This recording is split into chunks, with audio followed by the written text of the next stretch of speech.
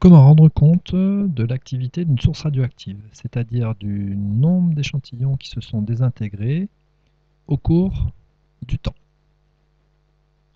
Pour cela, on va regarder comment se comporte un noyau radioactif. Dans ce récipient de noyau radioactif, j'en prends un, et puis on regarde comment ça se passe. Donc, il mène sa petite vie, le temps s'écoule, 1 seconde, 2 secondes, et puis normalement, au bout d'un certain temps, ce noyau se désintègre. C'est un phénomène, j'en prends un autre. On était ici à peu près lors de la désintégration, on voit que l'autre se désintègre ici. J'en reprends un dernier, on voit qu'il se désintègre ici. Donc c'est un phénomène qui est assez aléatoire. Maintenant, voyons comment on peut modéliser ça, cette décroissance radioactive. On va modéliser ça par une expérience. En fait, je prends ici une vingtaine de dés, 25 dés, et chaque dé représente un noyau radioactif. C'est des dés à 6 faces. J'en prends donc 25, c'est mon échantillon de noyau radioactif, et la règle est la suivante. Ce dé, quand il va faire 1, on va considérer qu'il s'est désintégré.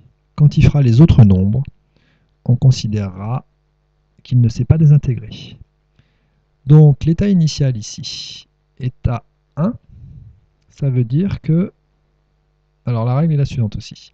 Je mets 1 dans ma case quand le noyau reste et n'est pas désintégré, et je mets 0 à partir du moment où il est désintégré.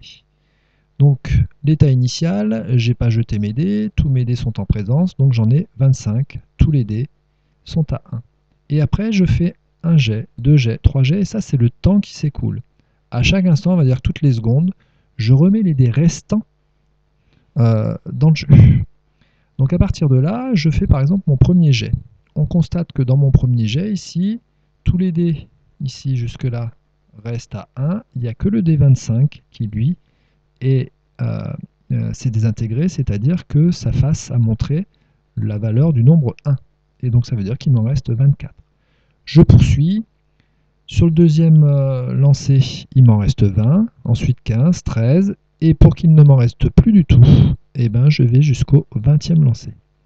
Je fais ça sur toute une série de mesures. Donc j'en fais ici toujours la même chose, hein, jusqu'à temps qu'il ne me reste rien. Je vais jusqu'à 21, etc. Je fais 30 essais. Le 30e essai, par exemple, me donne la chose suivante. Le premier jet, il me restera 23 dés dans le jeu, ensuite 22, etc. Donc, et puis au bout d'un moment, il me reste au 20e lancer un seul dé. Et puis après, il me reste plus de dés, c'est-à-dire plus de noyau radioactif. Ensuite, je vais tracer ici la courbe des dés restants en moyenne après chaque lancer, c'est-à-dire après le temps qui s'écoule. Et je constate que cette courbe ressemble très fortement à la courbe de décroissance radioactive qu'on avait tout à l'heure.